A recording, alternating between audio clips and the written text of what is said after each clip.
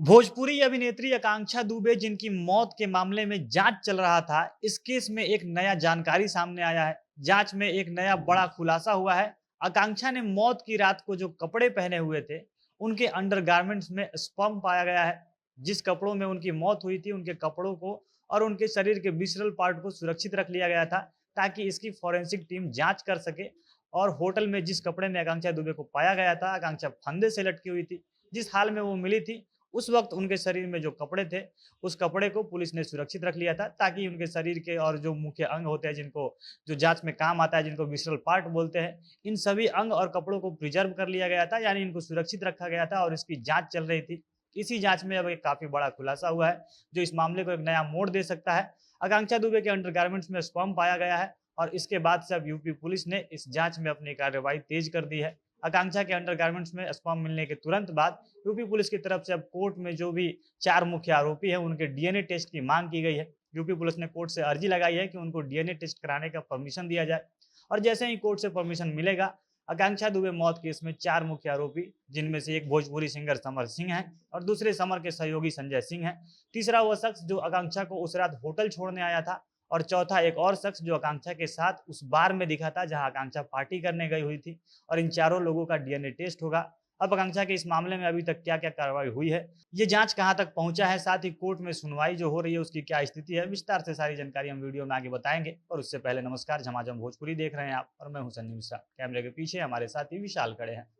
इस महीने आकांक्षा दुबे मौत केस में 2 बड़े खुलासे हो गए हैं। एक तो आकांक्षा के अंडरगारमेंट्स में स्पर्म मिला है और दूसरे चीज के लिए आकांक्षा के परिवार ने खुद ही क्लेम किया था, बड़ा आरोप लगाया था। उनका कहना था कि लगभग 41 करोड़ रुपए आकांक्षा ने अपने सोशल मीडिया आईडी से कमाए थे। आकांक्षा के जितने भी अपने सोशल मीडिया आईडी थी, उनका फेसबुक पेज हो, इंस्टाग्राम हैंडल हो, साथ ही आकांक्षा दुबे नाम का एक यूट्यूब चैनल भी था, जिस पर उनके वीडियो और उनके ब्लॉग आदि डाले जाते थे। इन सभी आईडी को मोनेटाइज किया गया था और आकांक्षा के जितने भी पैसे सोशल मीडिया से मिलते थे, यानी यूट्यूब, फेसबुक, इंस्टाग्राम उनको जितने भी पैसे देते थे, ये सारे पैसे समर सिंह के सहयोगी संजय सिंह के खाते में चला जाता था। क्योंकि आकांक्षा के आईडी का मोनेटाइजेशन हुआ था और उस मोनेटाइजेशन में संजय सिंह ने अपना बैंक अकाउंट दिया था।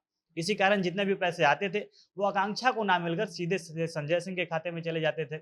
इन सभी पैसों के अलावा एक और बड़ा आरोप आकांक्षा के परिवार ने लगाया। उनका कहना था कि समर सिंह की जो अपनी कंपनी है, उसमें आकांक्षा भी पार्टनर थी। इसी कंपनी के अंदर समर का जो अपना एक समर सिंह ऑफिशियल नाम का यूट्यूब चैनल है, वो भी आता है और इस चैनल से भी खूब कमाई होती थी। आकांक्षा इसमें पार्टनर थी और इस चैनल पर कई वीडियोज ऐसे हैं जिस पर सैकड़ों सैकड़ों मिलियन व्यूज है। और इन सभी चैनलों और पेज से जितनी भी कमाई हुई है, सबको समर सिंह और संजय सिंह ने हड़प लिया है। एक भी पैसा उन्होंने आकांक्षा सिंह को नहीं दिया है। और आकांक्षा की मां ने मांग किया था कि पुलिस समर और संजय के इन खातों के बारे में जानकारी ले और इनको सीज कर दे। और उसके कुछ ही दिनों बाद अब एक नई और बड़ी जानकारी सामने आई है। मौत के बाद जब आकांक्षा दुबे का पोस्टमार्टम हुआ, तो उनके शरीर का विसरल पार्ट और मौत के वक्त जितने भी कपड़े उन्होंने पहने हुए थे, उन सारे कपड़ों को सुरक्षित रख लिया गया था, ताकि इनका आगे जांच किया जाए।